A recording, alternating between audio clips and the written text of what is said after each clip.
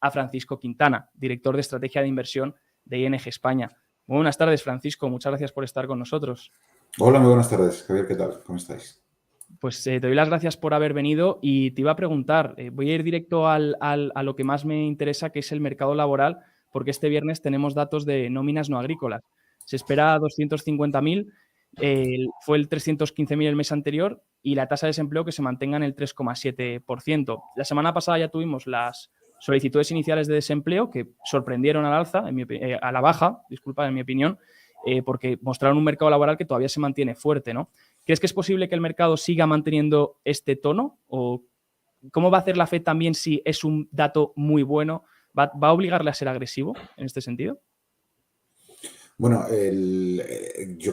creemos, la visión de ING, de nuestros analistas, es que la Fed no tiene ahora mismo mucho margen de maniobra. Ha jugado muy duro, ha puesto mucha carne en el asador, ha hecho muchísimo daño en los mercados como para ahora darse la vuelta y cambiar de tono, ¿no? Entonces, digamos, ya has hecho el esfuerzo para corregir a los mercados, para empezar a anclar esas expectativas de inflación, para dejar muy claro, dar a los inversores una señal muy clara de que no se relajen, de que no se confíen. Ya lo vimos la primera ronda en Jackson Hole, como para ahora darse la vuelta y bajar un poco el ritmo porque salga un dato de empleo un poco más débil de lo esperado. Yo personalmente estoy incluso sorprendido por la reacción del mercado de hoy, ¿no? Que por un PMI, unos ISM es que sean un poquito más flojos de lo que estaba esperando el mercado y que en algún caso, en algún subcomponente se haya ido por debajo del 50, que se esté interpretando como la vuelta al famoso escenario Ricitos de Oro, ¿no? Al Goldilocks, en el que vamos a tener, digamos, lo suficiente crecimiento para no morir, pero la suficiente debilidad como para que el Banco Central, digamos, eche un cable. En este caso no sería echar un cable, sería dejar de levantar el pie del cuello, ¿no? de los mercados. Entonces, a mí me parece que es un poco pronto para esperar un cambio de dirección en la Reserva Federal. Entonces, mucho tendría que aflojarse el mercado laboral para que la Reserva Federal nos diera una señal de que hay un cambio de dirección. Entonces, sinceramente, no creo que, ni aunque el desempleo aumentara hasta un 3,8, un 3,9, que sería una sorpresa, o que las nóminas, no sé, nos dieran alguna sorpresa, creo que tardaríamos todavía un buen par de meses antes de que la Reserva Federal nos diera una señal clara. Entonces, volviendo a la pregunta, creemos que vamos a ver otros 75 puntos básicos, a pesar de que ya estamos viendo señales de debilidad en los precios, sobre todo, y en el consumo, y ahora se está corroborando un poco por los datos del PMI, ¿no? La economía americana está floja, no está floja, está bastante fuerte, pero está empezando a dar señales de debilidad, pero creemos que eso no es suficiente para ver un cambio de dirección, incluyendo una subida de tipos de interés menor de la esperada.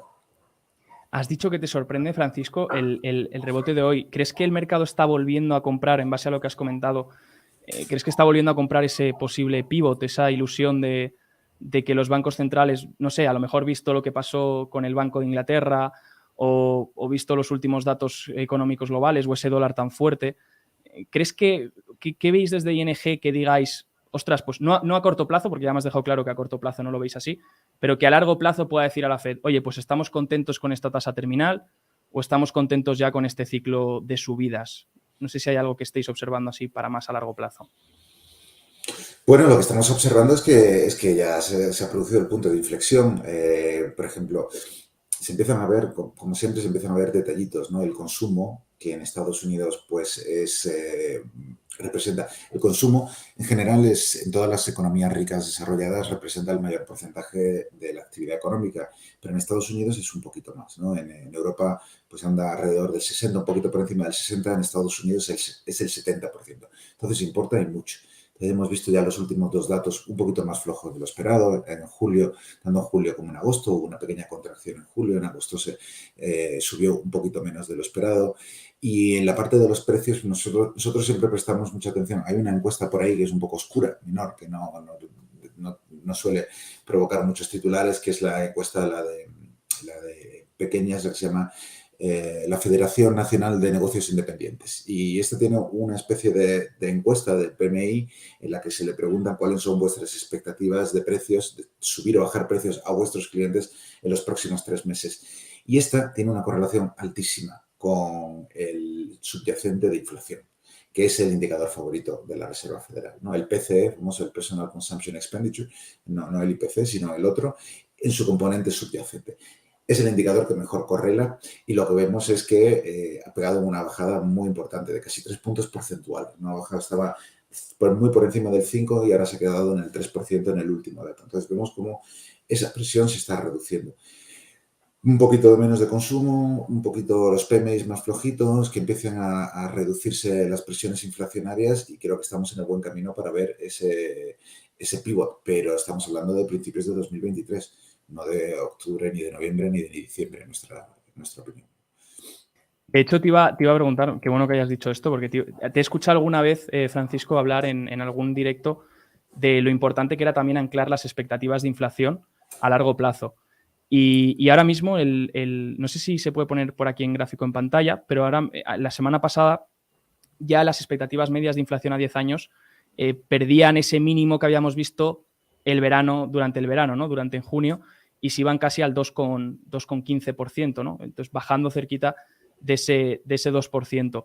¿Esto lo consideráis una buena señal o se está igual adelantando un poco el mercado a lo que el CPI? Porque a lo mejor en el CPI todavía no lo vemos reflejado en el corto plazo, ¿no? Un poco, ¿cómo veis que vayamos a tener todos estos datos que nos están mostrando, tanto los datos de Michigan como las expectativas de inflación a largo plazo, que vayan a reflejar en los próximos CPIs? Porque a lo mejor todavía es pronto para ello, ¿no?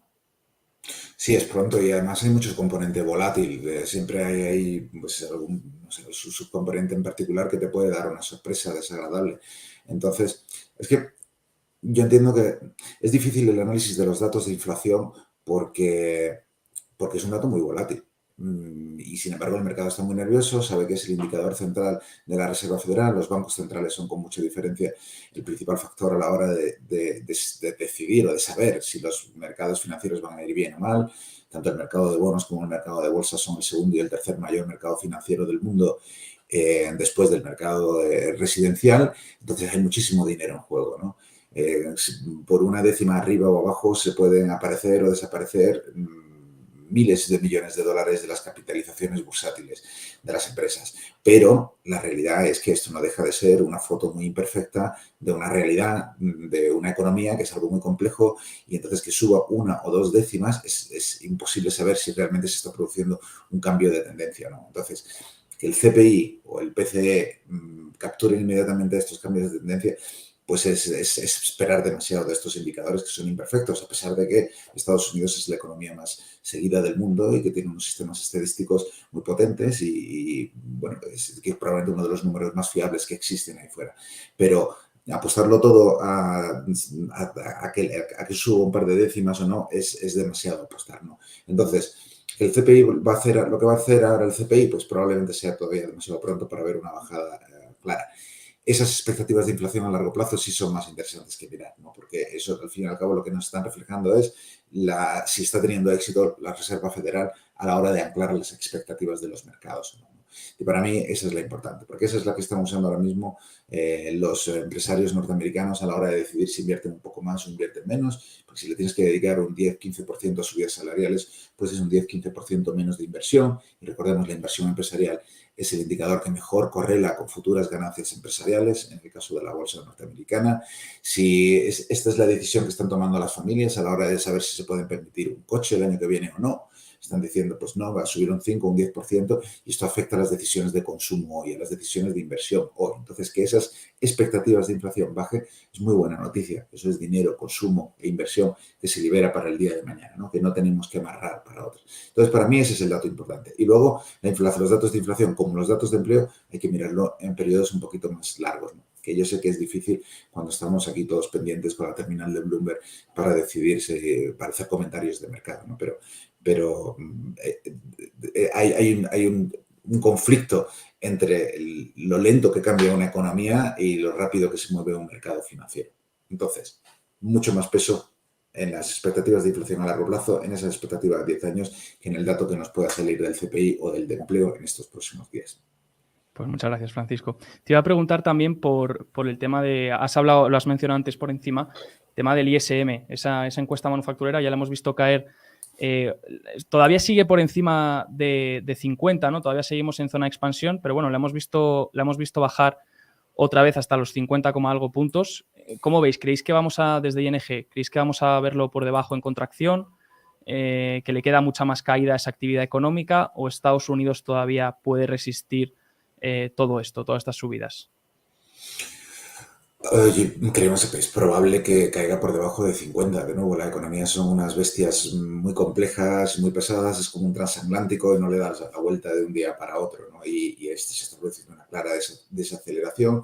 Es muy probable que este trimestre no sabemos qué puede suceder en este tercer trimestre porque hay un poquito, los datos están muy mezclados. En Estados Unidos tenemos datos de consumo, como mencionaba antes, bastante debiluchos. También los datos de inversión residencial se han debilitado un montón, como es normal, con todas las malas noticias, todo el ruido alrededor del sector inmobiliario, ¿no? Con las hipotecas tan altísimas, el frenazo que se está produciendo en ventas, toda la cantidad de casas que se estaban construyendo como producto de la burbuja anterior. Entonces ahí se está produciendo un frenazo en esas dos partes.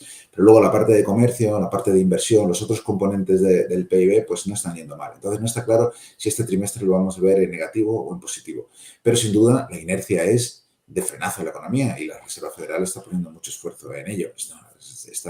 Están poniendo mucha energía en asegurarse de que nadie se va alegremente al banco a pedir un préstamo que no necesite, ¿no? Entonces está claro que la inercia es hacia ahí. Yo creo que tenemos todavía unos meses de desaceleración, los PMIs podrán irse por debajo de 50, no pasa nada. De nuevo, recordemos que en el caso del PMI no es más que una encuesta cualitativa en la que se le pregunta a los managers, son preguntas direccionales, ¿vas a comprar más o vas a comprar menos? ¿Has pagado más por los inputs o has pagado un poco menos?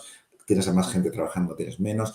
Da lo mismo que digas que hayas contratado a una persona menos que a 100 personas menos o que los precios hayan subido un 0,1 o hayan subido un 100%, ¿no? Entonces, es una encuesta que está muy bien para la dirección, pero no hila particularmente fino. Entonces, de nuevo, no tenemos que poner mucho peso en el hecho de que se vaya ligeramente por debajo de 50 o por encima. Yo soy fan de mirar los datos en el largo plazo y ahí tenemos una dirección muy clara. Está bajando, venía de los 60 cómodamente y ahora estamos rascando los 50. Que sea 49, que sea 51, tampoco es el fin del mundo, pero la dirección es ahí hacia abajo y va a tardar unos meses en darse la vuelta. Entonces yo creo que sí, que veremos los PMIs entre los 45 y los 50 en los ISMs, las dos encuestas que tienen, y que no es el fin del mundo. Es un frenazo en la economía americana que está en mucho mejor estado que la economía europea, que se puede permitir que un poquito menos de actividad empresarial, que tiene todavía muchísima gente en el mercado, o sea, tiene muchísimo sobrecalentamiento en el mercado de empleo y no pasa nada si hay un poco de frenazo, si hay un poco de reducción de demanda de empleo. Incluso si se fuera el desempleo al 4, 4,5. Cuando yo era joven, lo que nos enseñaban era, en la facultad era que el 5% era la tasa de empleo natural, o sea, en la cual se considera que menos de eso no se puede tener, porque es el mínimo que tienes que tener para que la gente vaya rotando de un puesto de trabajo a otro. Y sin embargo, Estados Unidos pues, nos ha tirado ese número a la basura porque lleva años en el que se mueve con facilidad por debajo del 5%. No implica una economía en crisis, sino una economía en deterioro. Entonces, la Reserva Federal está en una situación mucho más plácida que el Banco Central Europeo y se puede permitir dar un frenazo, seguir subiendo tipos, es que se le vayan los PMIs al 45, que se le suba el desempleo al 4,5% y no pasa gran cosa, ¿no?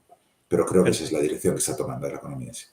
Perfecto, Francisco. Pues me anoto ese detalle de que no importa tanto los números, sino la dirección que están tomando los datos. Y por último, te quería preguntar si tienes alguna opinión sobre lo que se ha estado comentando toda esta semana. Sé que hay gente sobreexagerando, hay gente que no está tocando el tema muy a fondo, pero bueno, se está hablando muchísimo de los riesgos de los CDS. Tanto se mezcla, bueno, se habla sobre todo de Credit Suisse, se mezcla también el tema de Deutsche Bank. Y no sé si tienes alguna opinión sobre este riesgo crediticio que se ha hablado por esa subida de los CDS. Bueno, opinión, tengo la información que tiene todo el mundo. Es claro que Credit Suisse tiene un problema.